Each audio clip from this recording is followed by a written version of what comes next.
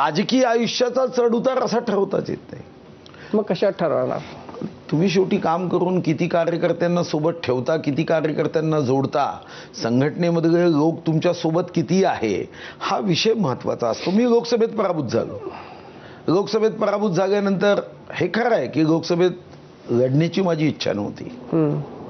तुम्ही एकमेव म्हणजे हे मला तर हाही प्रश्न आहे की तेच तुम्हाला भोवलं का, की तुम्ही जाहीरपणानं असं सांगत होतात की कुणीतरी माझं तिकीट कापा, कोणीतरी जा माझं तिकीट कापा, तर त्यामुळं तुमच्याबद्दल अशी धारणा झाली आहे का की यांना दिल्लीला यायचं नव्हतं आणि म्हणून यांनी प्रयत्नच केले नाहीत आणि मग असं एक सीट कमी झाली, जेव्हा की या लोकसभेमध्ये प्रत्येक सीट महत्वाची होती आणि आपण रणतरावला घोड्यावर बसवलं आणि ते हारले आणि मग आता सगळं नीट आहे तर मग आता कशाला त्यांना मंत्रिपद द्या, असं काही झालं असेल का? ना, होऊ शकतं. आता याचं कारण तर मला निश्चितपणे माहीत नाही, कारण मी प्रदेश अध्यक्षही होतो महाराष्ट्राचा आणि माझे महामंत्री देवेंद्रजी होते, विनोद तावडेजी होते, रावसाहेब दानवे होते, चंद्रकांत दादा पाटील आणि गिरीश महाजन होते. हे माझे तेव्हा जनरल सेक्रेटरी होते. म्हणून मी अध्यक्ष असतानाही दिल्लीत कमी जायचो. त्यामुळे दिल्लीत काय विचार केला जातो हे तर अजूनही मला माहीत नाही. पण त्यांनी या दृष्टीने विचार केला असेल तर पक्षासाठी योग्य असेल तर ते स्वीकारलंच पाहिजे. कारण ज्या पक्षांनी मग प्रदेश अध्यक्ष केलं, ज्या पक्षांनी मग अर्थमंत्री केलं, नुसतं अर्थमंत्री केलं नाही तर मग ही संधी प्राप्त झाली.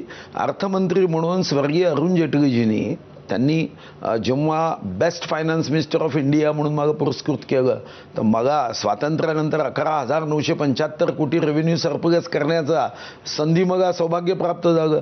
2,550 स्क्वेअर किलोमीटरनी ग्रीन कव्हर देशात मी वाढवलं. 4 लिम्का रेकॉर्ड आहे, 2 गिनीज वर्ल्ड रेकॉर्ड आहे. मला सांगा, अयोध्येच्या राम मंदिरात ही मग पक्षाने संधी दिली की मी 6 डिसेंबर रोजी तिथं कारसेवक म्हणून गेलो. माझ्या समोर तो जो ढाचा आहे तो उद्ध्वस्त झाला आणि मी सौभाग्यशाली आहे की त्या मंदिरात आज जगातला कोणताही रामभक्त येऊ द्या, कोणताही रामभक्त आला तरी तो जातो माझ्या दरवाजातून.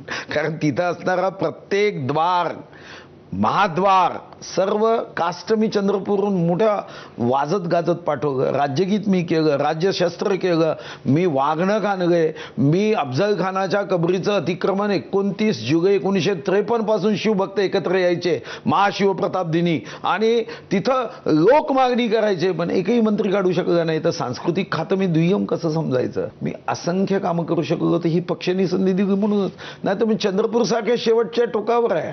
नाही, पण मग याचाच अर्थ असा की मंत्रिपद महत्वाचं आहे ना. मंत्री होता म्हणून तुम्ही हे करू शकलात. मग इतकी कामं केल्यानंतर कदाचित दुसऱ्याला संधी देण्याचा विचार केला असेल की आपण मोबाईल 15 व्हर्जन वापरतो, कधी 16 व्हर्जन वापरला जातं. याचा अर्थ काही ऍपल कंपनी वाईट आहे असं तर कोणी म्हणणार नाही.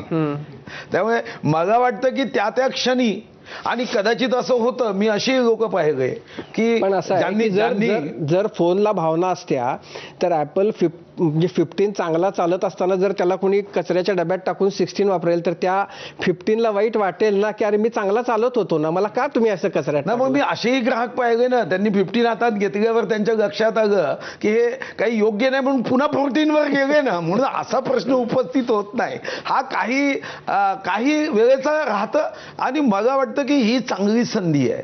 या संधीमध्ये अनेक गोष्टी आपल्याला लक्षात येतात, माणसं लक्षात येतात, आपल्यामधल्या उणिवा लक्षात येतात. आपल्याला काही काम करण्यासाठी जी व्यस्ततेतून वेळ काढता आला नाही. कारण आनंद चित्रपट मी 3दा बघितला. 3 चित्रपट, त्या आनंद चित्रपटातला डायलॉग मला खूप आवडायचा, बाबू मोशा आहे जिंदगी बडी होनी चाहिए लंबी नाही. तर मला असं वाटतं की मी जे केलं, मी प्रदेश अध्यक्ष होतो तेव्हा खडक वासगासारखी विधानसभा जिंकली.